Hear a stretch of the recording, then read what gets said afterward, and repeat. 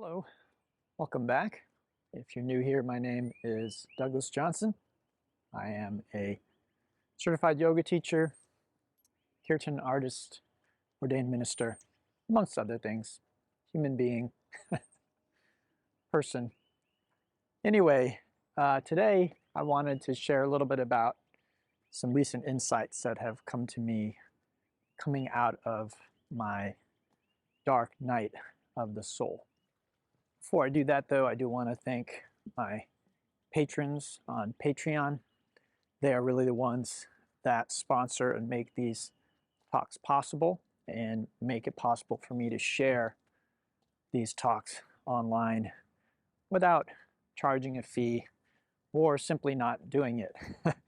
I do not have the resources or time or energy to be able to do this without some outside support. So I thank them, and I hope you thank them as well. If you'd like to become a part of that community, you can join for as little as $1 a month. There are no extra features or anything that I share on there that I don't share here, really. It is a little bit of a different platform, so there are certain things that I can share there that I can't share on YouTube. But for the most part, everything is free and available to all. So it isn't about charging people for special features. It really is just an opportunity, if you feel called to do so, for you to help support the work that I'm doing here. Okay, so today I wanted to speak a little bit about the mystery, the unfolding, how that is a gift. And this is something that just came to me kind of as a download as I'm coming out of my dark night of the soul. So many of you know that for about the past year or so, might have been a little longer, might have been a little less. It's hard to say exactly, start and finish dates. Doesn't really work like that for me. But for a very long time, I have lived in a sort of a state of grace where it's not like my life was perfect by any means. I have challenges constantly. I experience the full range of human emotions. I wasn't floating on a cloud, but there was a underlying sense of peace and bliss that did not really leave me. And this was for many, many years, maybe even decades. I would experience this sort of state. And then recently, I had the experience where this left me. And again, this was basically over the last year or so. So as human beings, we like thinking a lot and talking a lot about things like cause and effect. There are various triggers or things that I can look at and try and say, this caused it, that caused it. But the truth of the matter is my true feelings on it on a deep level is really nothing causes anything. There was maybe a first cause, if you will. I'm not even sure about that. But if there was, then that first cause was the cause of everything, because everything else is just kind of like a domino hitting something else. So again, it's only from a very kind of limited egoic perspective that we talk about causes. So I experienced a lot of loss during the pandemic, as many people did. I had experienced some heartbreak, just many things happening.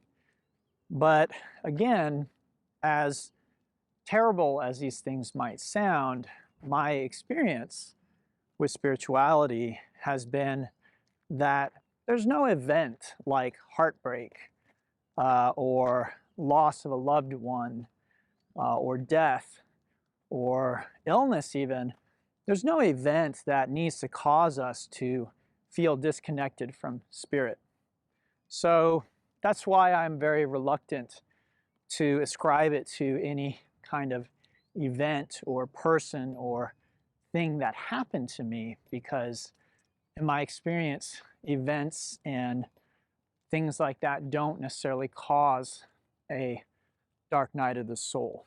It really is more of a spiritual, I think it's actually a form of spiritual growth, to be completely honest with you. So while to the individual it feels very traumatic, it feels awful, it feels like we lost something very important to us, I think in a more cosmic sense it is a form of growing and expansion that is necessary for the soul, for the spirit, in its expansion, its growth, its journey, however you want to put it. So one of the insights that I wanted to share with you, and again, my intention here is to help you, that you may be in a similar place. If not today, then maybe another day. Perhaps you listen to this talk now and you think, what is he talking about? And then years, decades even later, you might recall and be like, oh, I get it. I say this because this has happened to me many, many times in my journey, where a teacher might share something and it's way over my head at the time. And then sometimes decades later, the light bulb goes off and the realization or recognition of what they were pointing to is there. So this is my intention here, to share in the hopes that this will be useful and helpful for you at some point. So the realization, and it came very strong to me, was that the story, the unfolding, the mystery, not knowing, is a gift. And this might seem obvious in some levels, but I think as human beings we often don't see it that way and we struggle against it. So we want what we want now. We want it instantly. We want the uncertainty to go away. I think that the human brain has been wired in this way. But I'll remind everybody, from a scientific perspective, what we're learning is that the human brain was not wired for happiness, for peace, for joy, at least not in its sort of default state. I believe this is really what spirituality gives us, the gift that it gives us. Spirituality is, you could say, a hack for the human brain, that various humans learned over millennia how to hack the human brain in a way that they can divert some of its neural circuitry, its kind of default circuitry, and guide it and rewire it in a way that it can produce this sense of connectedness and peace and joy that, whether we know it or not, we're actually seeking. And I'll say this, that I think this actually is our default state. I know I'm sort of talking, I'm almost contradicting what I just said. I think that the human brain is really designed to default to this, but I think the way that we are conditioned and raised ends up in the brain not being wired properly. Perhaps that's another way of saying it.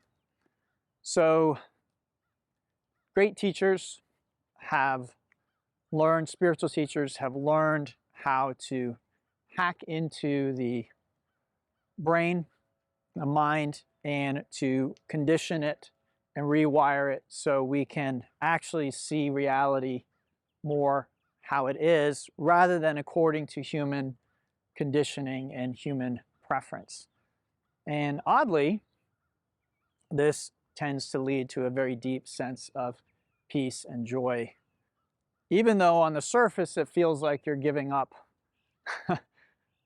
You're having to give up your preferences, or give up your desires, or give up chasing after what you want. as one of my teachers once said, this is what you really want, this state. And we chase it in different things of the world, different experiences. But what we really want is this deep sense of peace, joy, contentment, feeling like we belong in the world because we are really one with it. So we don't feel like an individual fighting all of existence for happiness, for survival. We know we belong here. So I thought I would share a little story, a thought experiment, if you will. And I actually don't remember where I learned this from. This was a long time ago, and it was in a book that I was reading. And I do wish I could remember the author, but I do believe the author was actually sharing the thought experiment from someone else. So even if I gave credit to the author, I think the author was actually giving credit to someone else. But anyway, I'll share it with you because I think it's a good setup for what we're talking about today. So if you think about the God state, and this is, according to many spiritual teachers, the state from which we came. We came from a God-like state or a God state. And the God state is one where you're all-powerful, meaning if you want to do something, it is done instantly. You're all-knowing. You're all good. And if you think about that state, it's a state of everything and, in a sense, nothing. There's nothing you can't do instantly, know instantly, be instantly.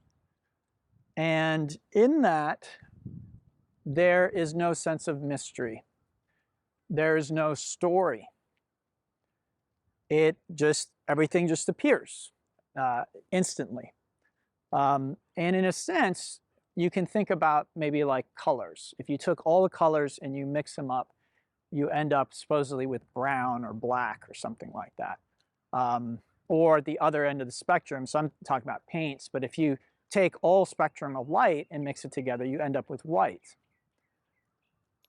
So, whether it's brown, black, or white we're talking about, these are usually things that we think of like a canvas that we can then put something more interesting on. We can paint on that. We can create on that. And I think that's a great way of thinking about what I'm speaking about.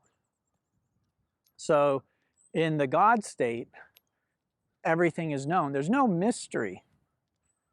And the realization that came to me is that the mystery is actually itself a gift. The mystery itself, the not knowing how the story ends, is a gift. So when we find our career, there's no more mystery there about our career.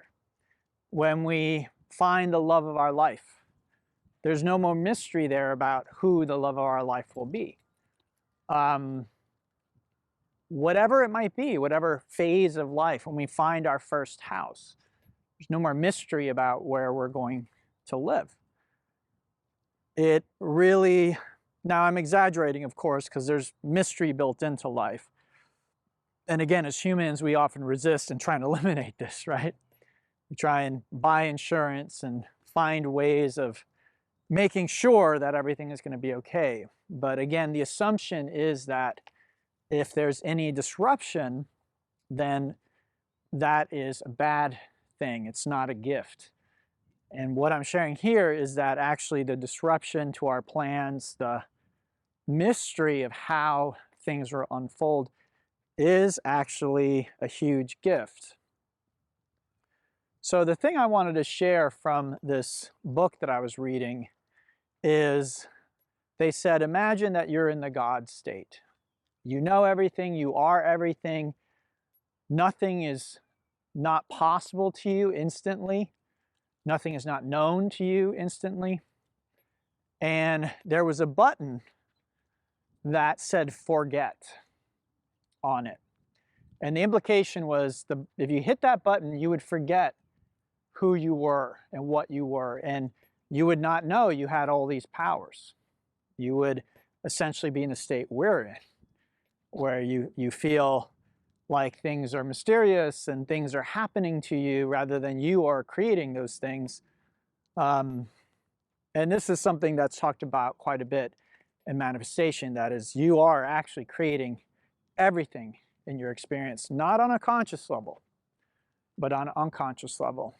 And then if you get into existential kink, then you're getting into the level where even the things that you on a conscious level don't like and think that you want to get rid of, on an unconscious level, you're actually enjoying it. So again, perspective for us. So there's a button, it says forget. And the way this person was sharing this story or this thought experiment was, it's not a matter of if you will hit that button, it's a matter of when, right? It's hard to imagine, but you're an eternal being. You know everything. You are everything. You can do anything at any time. Where's the fun in that? Imagine if I gave you a video game and there's all kinds of interesting characters and interesting things and challenges, levels, boards, and I teach you how to play the game. It's quite challenging. You'll have to spend a lot of time to get through all the levels and boards. And then I say at the end, oh yeah, one more thing. You can press this button at any time and you will instantly win the game. Does that sound like fun?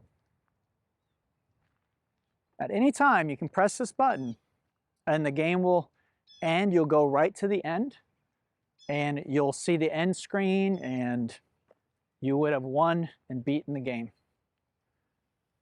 Is that any fun? Honestly, think about it. So we so often forget the gift that we've been given as human beings. Our challenges, the things we don't know how they're going to work out, whether they are about love, they're about health, they are about meaning and purpose, or what we feel like we were put here to do. The very unfoldment of that, the story that is created by moving from moment to moment, is a profound, profound gift for us that if we really understand it, I think we can develop a very deep sense of gratitude for having been given this gift. Now again, I think many of us, we may reach points in our life, and I know I have, where we feel like, you know what, I don't want it. I just want it to be over. I don't want to see how it's going to end, right? It's too painful. It's too much. I can't watch anymore, in a sense. And I understand that. And in my experience, again, this is usually when we feel cut off from spirit. And even being cut off from spirit is part of the game. Again, saying I don't want to play anymore is like wanting to hit that button where we jump right to the end screen. And at least some people, some teachers would say that you can do that. You can either go inside and say, I really want it to be over, and you will just die. Or, you know, in a more conventional sense, you just kill yourself. And what happens after that, who knows? Various people have ideas. Supposedly some people have come back from the other side. But my perspective is really, who knows?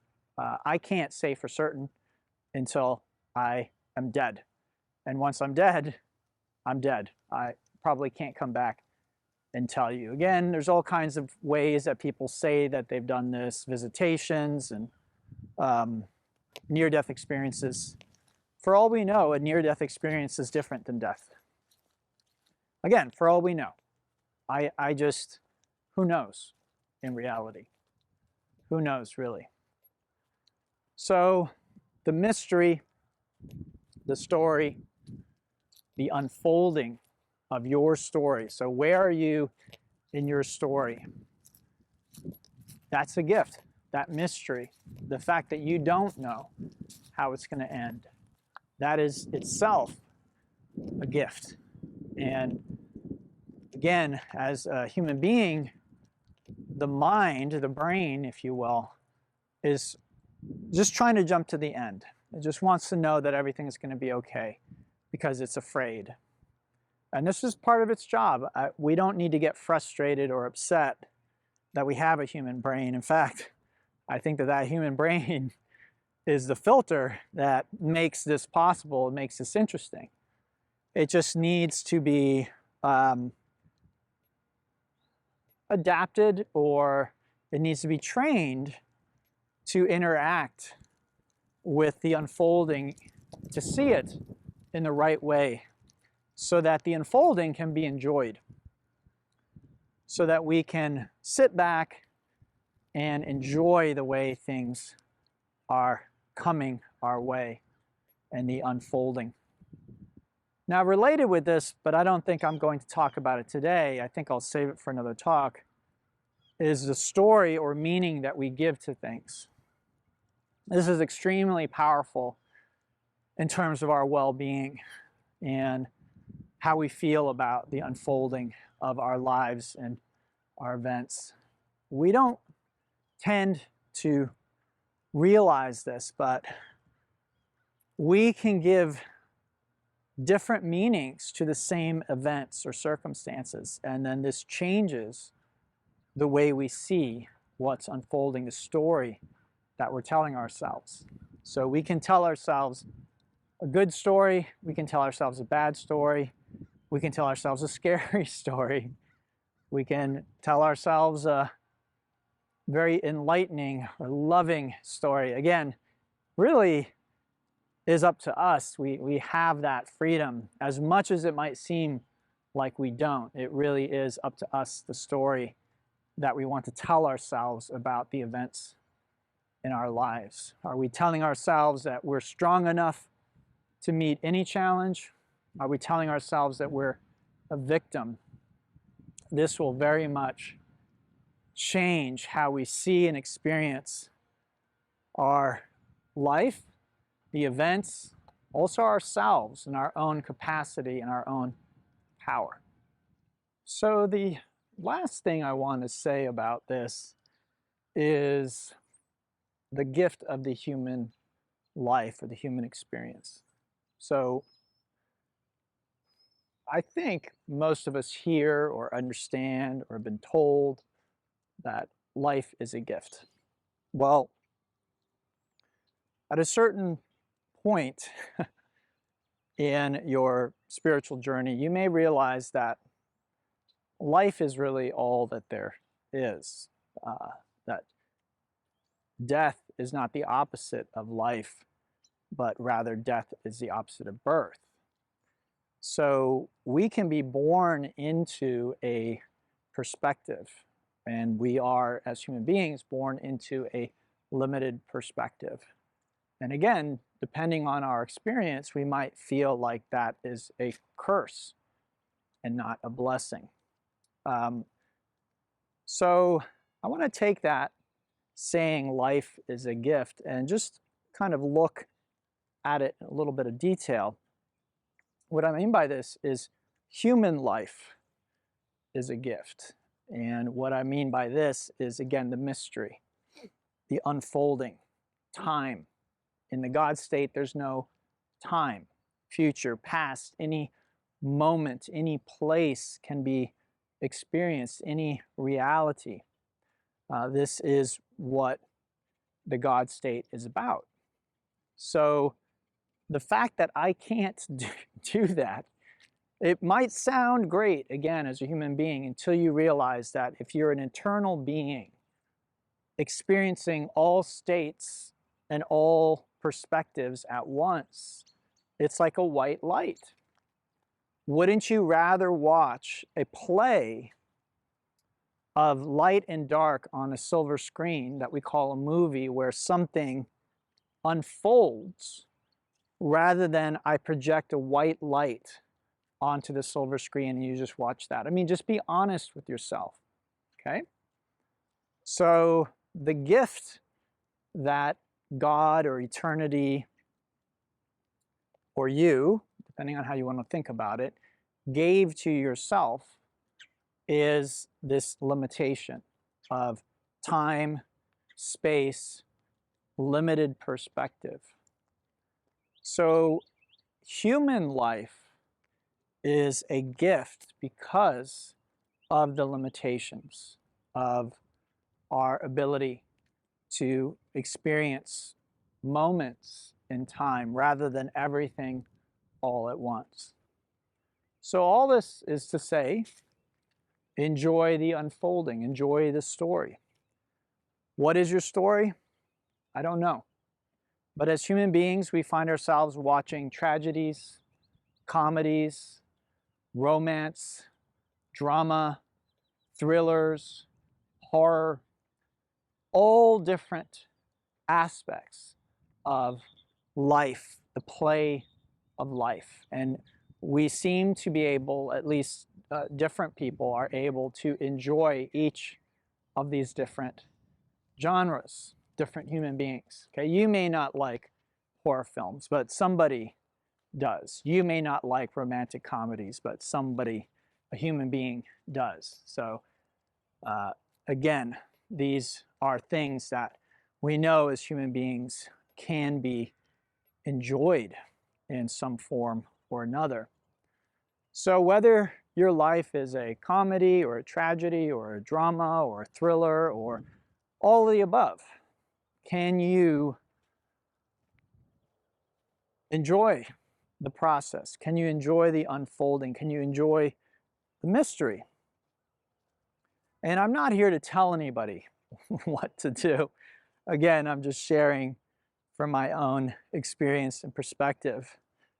So for me, again, over the last year, a lot of heartbreak, loss of family, a lot of fear, a lot of things, a lot of unknown. And I am choosing to enjoy the mystery of how things unfold. Will I find a lasting, true love? I don't know. Will I have a loving family? I don't know. Will it matter? Will I care? I don't know. What kind of successes or failures come? And again, the failures are as interesting to spirit as the successes are. Just as you wouldn't want to watch a film that was just about success after success after success. You just wouldn't. It would not be very interesting. If you watch most films or stories, there's an arc. Maybe someone is winning, and then they lose, and then they're able to win again. Or maybe they're losing at the beginning, and they somehow figure out how to win. There's some kind of dynamic. And again, as a human brain in its most egoic sort of form, it thinks, I want to get rid of that dynamic. I just want it now. But I'll share with you my experience of getting what I want at different points in my life, especially when getting the things I wanted was devoid of a spiritual connection, is they were empty. Yes, I physically got what I wanted, but it did not fulfill me. It did not nourish me in a deep way. I was in a rush to get the thing. It may have taken a while, but I didn't enjoy the process. I didn't enjoy the unfolding. I didn't enjoy the mystery. And so the payoff was not really a payoff. So I hope this was helpful. And again, if it's not helpful today, then perhaps at some point in the future it will be. That is my intention here. I'd love to hear from you. If you have any questions or you want to share an experience, please leave them in the comments below. And again, please check out the Patreon page, even if you don't have any intention of supporting what I do here. There are certain things that I can share there, like retreats and things like that, that are difficult or impossible to share on YouTube. So there might be events or other things that you'd be interested in, and you can join for free, so you can get updates and notifications about such things completely for free. All right, until next time, everyone, namaste, and have a beautiful, beautiful day.